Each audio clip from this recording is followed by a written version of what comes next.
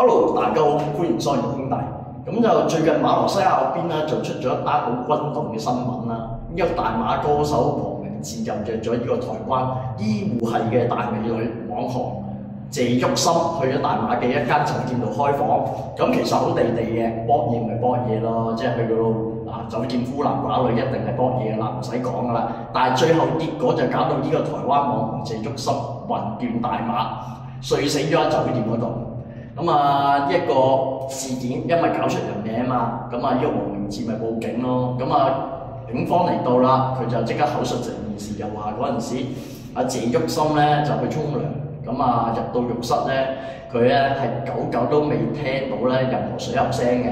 佢開始有啲懷疑阿謝郁心唔知喺浴室入面搞啲咩啦，擔心佢，所以就揭開道門一睇，結果阿謝郁心咧就已經暈咗喺嗰個浴室度啦。當時佢就即刻咧對住阿謝郁心咧進行呢個心肺復甦即係類似嗰啲急救嗰啲咁嘅嘢啦，應該心外壓嗰啲啦。試圖救翻佢，但結果咧都冇辦法啦。謝郁心就魂斷大馬，去咗電源佛祖。搞出人命冇辦法啦，佢就報警啦。差人嚟到，佢就俾差人咧就盤問過後啦，亦都搜咗佢啦一啲隨身物件，發現佢咧藏有一啲 K 仔呢啲咁嘅毒品有9粒咁嘅搖頭丸，亦都帶佢尿檢啦，測出咗佢咧身體入面咧有一啲大麻、冰毒即係其他古靈精怪嘅毒品嘅成分。呢個黃明志好明顯唔係好人嚟㗎啦，本身就係一個癮君子，一個死道友。其實你吸毒唔緊要，玩女人都唔緊要，但你最好將兩件事分開。其實你約嗰條女咧，即係搏嘢咧，你為咗玩太啲咧，你就塞啲毒品俾條女食。條女食唔翻個毒品，一時心臟病發睡死咗啦，害咗一條人命咯。所以黃賭毒之中咧，毒咧就一定係首惡㗎啦。你黃咧，起碼即係都係做緊男女正常之間嘅事。你唔係話玩到破產玩到要問借錢我覺得都可以接受嘅，係咪先？但係你毒咧，你除咗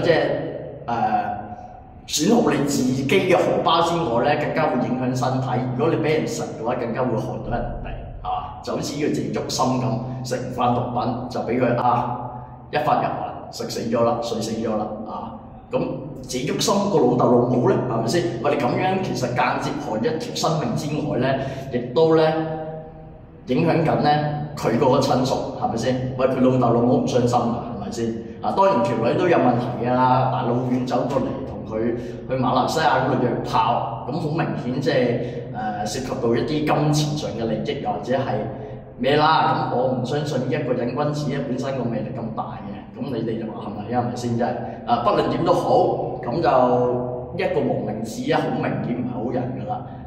即係其實我覺得咧，嗰啲演藝界嗰啲人咧，特別係音樂嗰啲人，唔知係咪平時壓力大一定要懟草食毒品咁樣去維持佢嘅靈感或者係要咁嘅狀態先可以放鬆到咯。即係我明白做藝人咧，一定係有嗰個輿論壓力嘅，但係問題就係舒緩心情嗰種方式咧有好多種唔一定吸毒㗎嘛。你吸毒，你除咗你影響自己嘅經濟，更加會影響你自己個人健康。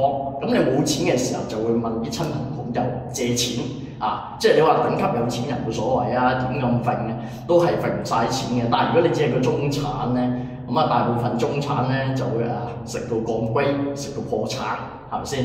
更加唔使話嗰啲底層嗰啲咧癮君子食到咧真係斷六親嘅。首先就問自己屋企人借錢啦，借唔到就借朋友啦，跟住借晒之後咧就借財務啦、爆數啦、破產啦、走數啦，跟住基本上乜都齊，然之後最後俾嗰啲咧毒販子引誘販毒跟住就俾差佬捉埋咁就完咗佢嘅一生㗎。基本上毒咧一劍咧，你嘅人生就玩完跌入呢個谷底呢一個咧，黃明志同謝郁心呢件事咧就好撚明顯啦，就會搞到呢一個下場啦。希望大家引以為戒。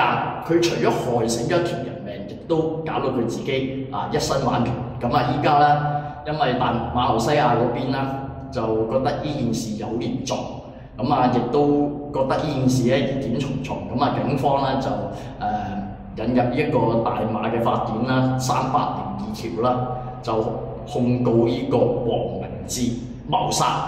咁啊如果真係罪成嘅話咧，咁啊食花生米啊，啪一聲咁啊見如來佛祖或者上帝啦，咁唔知佢信咩啊，信咩都好啦，佢都唔存在喺呢個世界度啦，一命嗚呼。